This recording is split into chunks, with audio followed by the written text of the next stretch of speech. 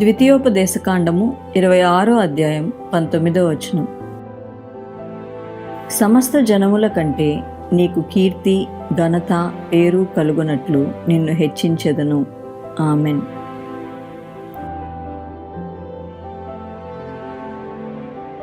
Deuteronomy chapter 26 verse 19. He will elevate you to praise, fame and glory above all the nations he has made. Amen.